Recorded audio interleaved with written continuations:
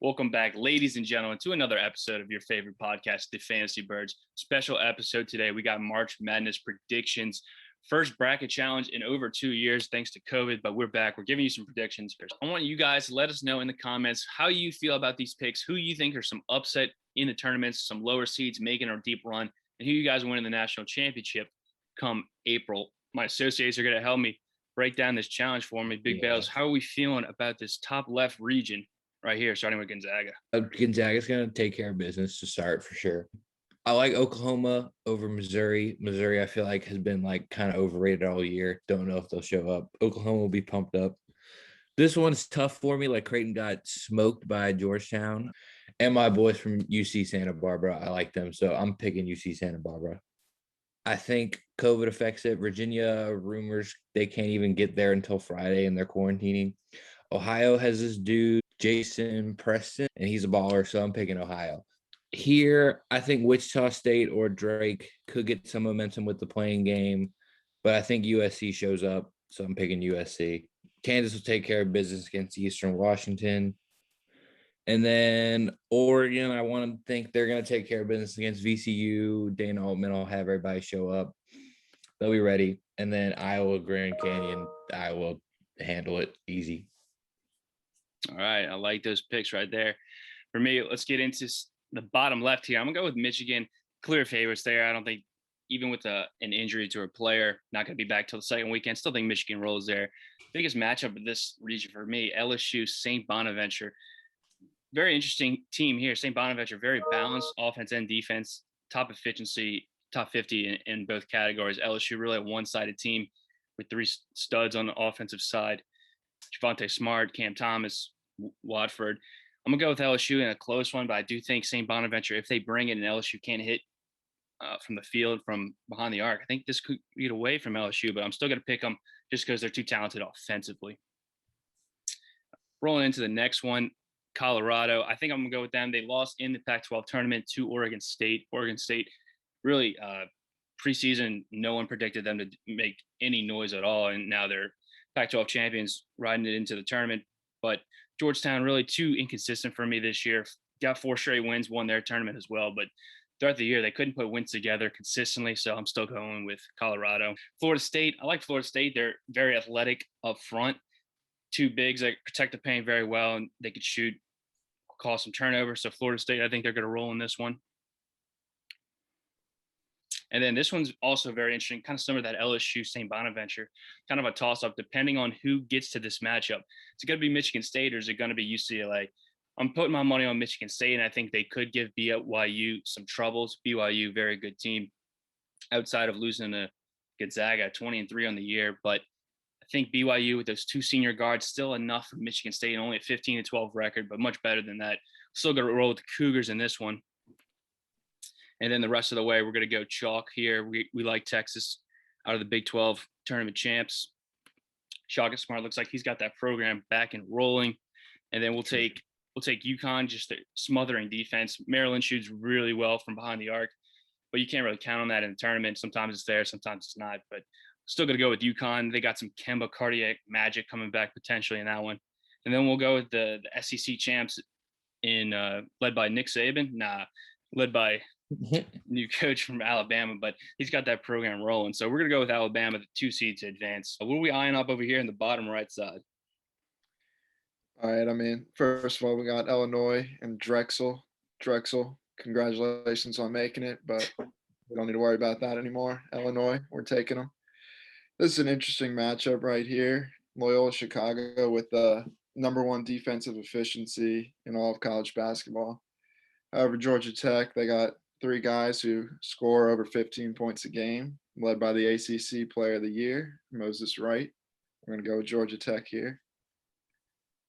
Then we got Tennessee and Oregon State. Tennessee, they're very inconsistent. Oregon State's hot, coming off the Pac-12 championship, but I think Tennessee's defense is going to carry them through that game right there. Then we got Oklahoma State and Liberty. Once again, another defensive team here in Liberty. They play similar defense to Virginia with the pack line. However, you got the #1 draft pick on Oklahoma State. Cade Cunningham, and I'm going to take them. You never know what they can do in a tournament when you got the best player in the country. And then San Diego State and Syracuse. Syracuse with the 2-3 zone. This is a consistent spot for them. 11 seed. Feel like they're always there, barely make it in. And I think they're going to get a win again like they always do. West Virginia and Morehead State. West Virginia's got a very good offense this year. Not your typical West Virginia team. They're not the press Virginia. They don't run the press all the time. However, I like that they've changed to a more offensive-minded team led by Deuce McBride, and I think they beat Morehead State. Clemson and Rutgers, these are two kind of similar teams here. They both are challenged on the offensive end. However, they got some good defensive capabilities. Rutgers got a little more offensive firepower. They got a couple of guys that can score out of the backcourt, so we're going to go with them. Houston and Cleveland State. Cleveland State's had some major upsets in the past, but it's not happening this year. We're going with Houston. Let's get into our last region of the round of 64. We're going to go with the Baylor Bears in this matchup. Not much to see here. Baylor, not tournament champions, but that's not swaying us from a 16-1 upset. We don't see that happening. UNC, Wisconsin, the 8-9 matchup. UNC, very turnover-prone team. Wisconsin, one of the slower-paced teams in the country. So if UNC gets into a couple turnover miscues, Wisconsin could make them pay in the half court. I like the Badgers coming out of that tough Big Ten. Take advantage of the Tar Heels in this one. Villanova and Winthrop. I'm going to take Winthrop. They're very hot. They like to get up and down the floor, come at you.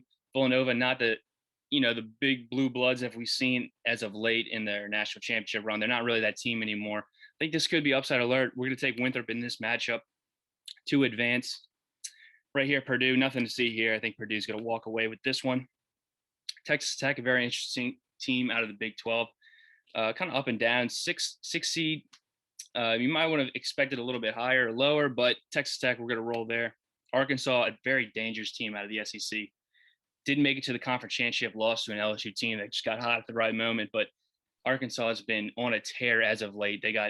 Their starters are very solid, and they got bench production, sixth man of the year coming off the bench for them. So we like Arkansas here.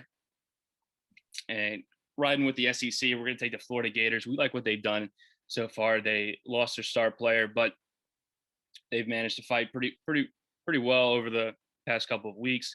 And we like Florida to do some damage in the opening round. Ohio State coming off that Big Ten championship loss to Illinois. Tough game, went to overtime. Ohio State actually a bunch of overtime games in the Big Ten tournament, but they showed some fight, and we like them in the first round. Nothing to see here. Pretty chalk there. That's going to wrap it up for the round of 64. We're going to head over to my man Big Bales, go back to the round of 32 and see what we're doing here with Gonzaga and Oklahoma. Okay. Yeah, I think this should be a good game. But Gonzaga is just gonna pull away at the end. The offensive firepower is like ridiculous. So I like them to see weekend number 2. The 12-13 classic matchup, right? Ohio actually was the last 13 seed to reach the Sweet 16 back in maybe 2011, maybe. I'm going with Ohio. I think they're hot. They've only lost 2 games, I think, since the 2021 started. USC, Kansas. I like Kansas a lot. They're similar situation potentially to Virginia with the whole quarantine COVID issue. So I like I think Kansas is going to win still over USC. And then the last one, Oregon, Iowa. Dana Altman's squad will give it a good game, but that Iowa offensive firepower is too good. I don't know Oregon if they have a good big presence inside, so I think Luka Garza should just go to town on that and see the Sweet 16. We do love our Luka Garza coming out of Iowa. Let's take it to Michigan and LSU. Look, LSU, like I said, in the round of 64, very offensive driven, not much defense. They showed some defensive potential in the SEC tournament. Still giving up around 80 points to Alabama, but they're offensive juggernaut really from behind the arc. Michigan, I mean, they really do it all. Hunter Dickerson in the middle. You got to love that big man. Just getting down and dirty with it. We're going to take Michigan. I think this one might get ugly if LSU can't hit from the perimeter. Michigan just too good in the paint for this LSU team. right here, I'm gonna go with Florida State. Like I said, I really like their defense and their inside presence. I think Florida State should be able to take care of the Buffalo from Colorado, and then Texas BYU. Like I said, I'm not sure if BYU even makes it to this point over a Michigan State if Michigan State's able to beat UCLA. But Shaka Smart's got that Texas team rolling. With that Big 12 championship, I think they're going to carry that into the weekend. I think Texas is going to get a win. Right here, Alabama versus UConn. UConn hasn't been in the tournament in 3 or 4 years. They just have something when it comes to March. UConn knows how to produce. They got good guard play. They have extremely good defense. And Alabama, very reliant on the 3-point shot. Their shots aren't falling. This team is going to struggle. And I think UConn's defense could be the smothering factor to take Alabama out and not let them get to the second weekend. We're going to go with UConn over Alabama in the round of 32. Okay. I like that pick. Let's take it over here to the Fighting Illini. All right. So we're back here with Georgia Tech. They're very hot recently, coming off that ACC championship, although they kind of got put in there by a Virginia COVID issue. But I think Illinois, they just got the right combination of guard play and big men with Aya DeSumo and Kofi Coburn. So we're going to go with Illinois there. This Tennessee-Oklahoma State matchup is very interesting. You have Cade Cunningham, obviously, on Oklahoma State's side. And Tennessee doesn't really have that one player that can really take over a game. However, I do like what I've seen recently out of their star freshmen, Springer and Keon Johnson. And I think that that's going to be enough for them to get past Oklahoma State in a slight upset there. Syracuse, we talked about them earlier with their constant upsets in March Madness, especially from the double-digit seed position. However, I like West Virginia in this matchup. They got a couple of good shooters, Deuce McBride and Sean McNeil, who I think can get past the 2-3 zone there. And then Rutgers and Houston. I just like Houston's smothering defense and tenacity in this one to get past the Scarlet Knights here. Excellent picks there. So we had our last region of the round of 32. It's good. Back to the Baylor Bears and this Wisconsin Badger team. I think this game's going to be a lot closer than some might predict. Wisconsin, like I said, they slow the ball down, not many possessions, but Baylor's just too good all around. Wisconsin's not going to have enough firepower to compete with this Baylor Bears team. I like Baylor coming off of a Big 12 tournament exit early, but still like them going forward. Winthrop versus Purdue. I think Purdue's just way too big. Purdue's one of the biggest teams in this tournament. I think the rebound is going to be off the charts against Winthrop. I think they're going to hammer it home inside. Purdue's going to take this one fairly easily. Moving on to Texas Tech and Arkansas. I like Arkansas here. I mean, it's easy to say Arkansas over Texas Tech, but they're too skilled around. They have there's such a deep team. I like Arkansas. There's one of the hotter teams in the tournament that actually didn't win their conference championship, but 13 of the last 14. Gotta love that from the Hogs. So we're gonna go with the Hogs into the Sweet 16. And here, Florida and Ohio State. This one I think could be not even close, honestly. Ohio State's gonna outplay Florida in every aspect of the game, I believe.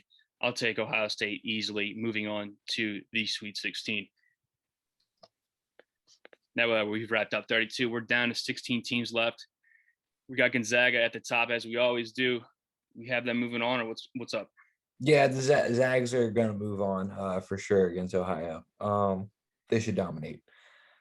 This is the game that gets really interesting in my eyes, and it totally depends on the COVID issues that Kansas has. To me, in the NCAA tournament, big men, they're a key pivotal piece. And if they have David McCormick in the middle wreaking havoc, I think they can blow past Iowa because Luka Garza is not going to be able to keep up with David McCormick. You saw what happened with him and Kofi Coburn. Yeah, he got his numbers, but at the end of the day, Kofi Coburn he's more physical. So I'm going Kansas right here. But like again, if David McCormick isn't playing, like they might not even get to this spot to play Iowa. So asterisk on it for now. All right, we love just covering ourselves in the case that maybe these picks don't turn out the way you Absolutely. think. look, we got chalk so far in this side of the region. Number 1, Michigan, number 4, Florida State, just as the experts predicted. But we're going off script. We think Michigan, if they're not able to get their star players back in time for this second weekend game, I think Florida State, very underrated team coming into the tournament, didn't win their championship, but Florida State, too good offensive rebounding, even with Hunter Dickinson in the middle. We think Florida State's an all-around team. They play very good defense inside and out. Steals running in transition. Michigan, very good team, but I think they could be dropping here before the Elite Eight. We'll take Florida State. Down here, we got Texas and UConn. Sorry, UConn. There's no Kemba Walker on this team. No Shabazz Napier. We'll take the Longhorns to Shaka Smart to shock the world and go meet up with Florida State in the Elite Eight. So let's move over one right here. And we got the Fighting Illini versus the Tennessee Vols. Who we got here? Right here, I think it just comes down to depth.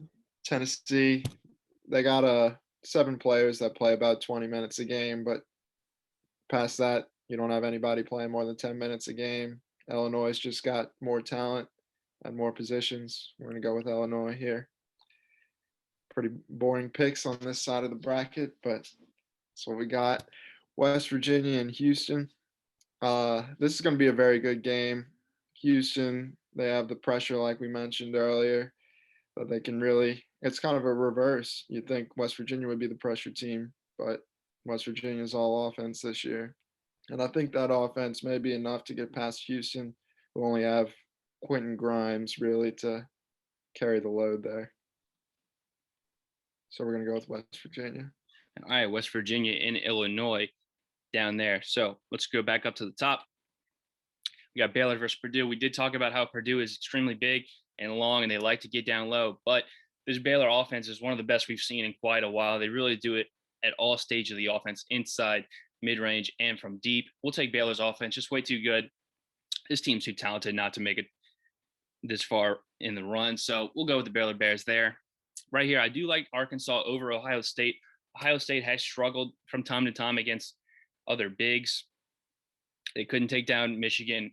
Well, in the tournament they did, but earlier they struggled. Lost to the Fighting Illini. They showed that they're very strong-willed and good coach, but I think this is the end of the line for the Ohio State Buckeyes, as they usually do.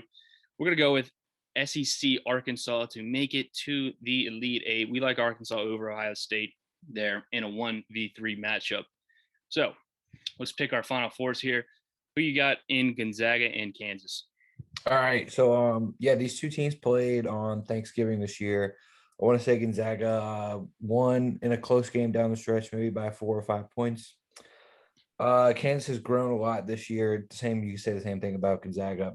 Then again, I think it all comes down to, is McCormick playing? If he is, I like them to beat Gonzaga and go toe-to-toe with Drew Timme and take him out. So I'm going Kansas here. Interesting. So we have the undefeated pending full strength lineup. Kansas. We have the undefeated Gonzaga Bulldogs dropping out, not making it to the Final Four. We got Kansas. I like to pick. I would have gone there myself too. I'd have to agree there. And similar, I'm going to go with upside here. I got the Florida State Seminoles, who have shown some life as of late. Really did well throughout the entire year in the ACC. I think that defense is just too smothering. I like them going forward. I think they can do enough on offense to get it right, get through Shaka Smart and the Longhorns. The veteran coach in here, man. Leonard Hamilton. Get him to the Final Four. Get him in the Hall of Fame, man. Who we got here between the Illini and the West Virginia Mountaineers?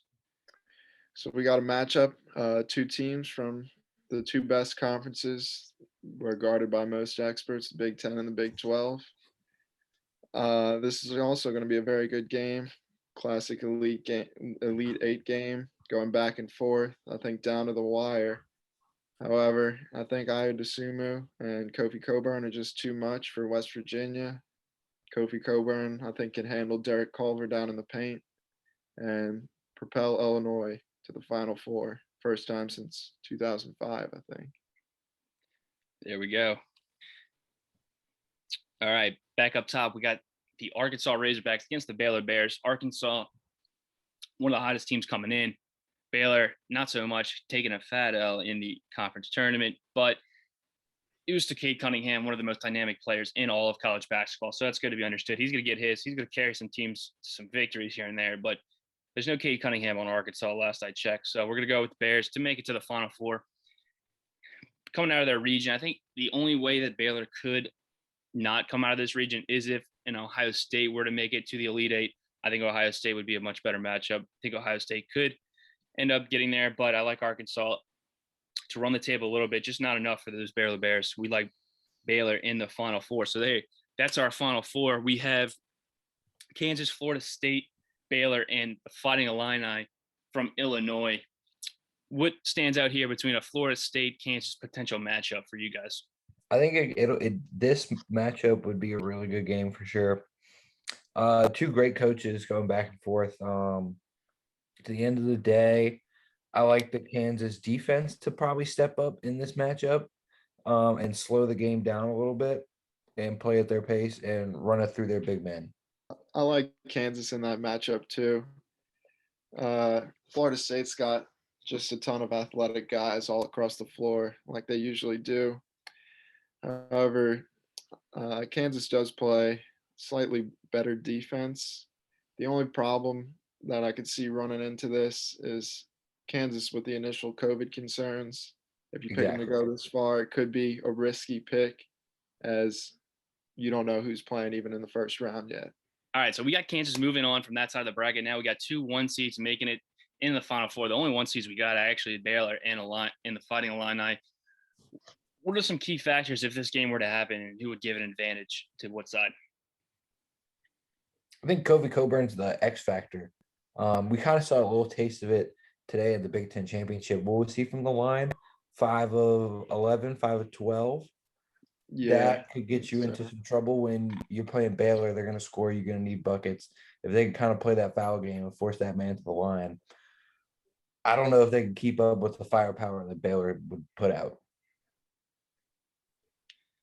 I'm going to tend to agree with you there. I think Illinois running through the big, at some point, it's a guards game. We all know that. I think Baylor would be too much for this Illinois team, especially with poor free throw shooting, like you alluded to. If they were to send him to the line over and over again, I'm not sure if he would be able to convert. So I would take the Baylor Bears in this matchup as well. Yeah, I think I'd have to disagree with y'all here. That's fair. Illinois is actually my championship pick, but I do see this as being best game of the tournament right here. Absolutely. That most people are all looking forward to if it can happen. Either this or Baylor Gonzaga is also up there with one of the. All right, well, 2 of the birds say Baylor, so we're going with the Bears into the championship. Oh, man. Kansas, Baylor. This game would be quite Big the 12, show. man. Big 12 championship. Big 12 championship. The Big 12 championship that never happened. That we did not get to see. This matchup, I'm going to go with Baylor. I just love this team way too much. Falling to a Cade Cunningham, I think that's extreme circumstances that you fall to a generational type talent in the Big 12 tournament. Other than that, this team looks pretty dominant all year. So I like Baylor, if this game were to happen, to win and cut down the nets.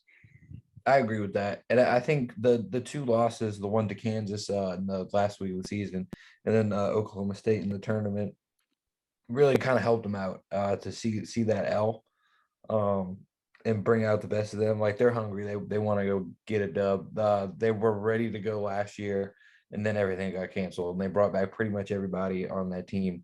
So I think they're ready to go cut down the nets. That's going to wrap it up here at the Fantasy Birds. We thank you guys for watching. We'll see you guys next time with another pod.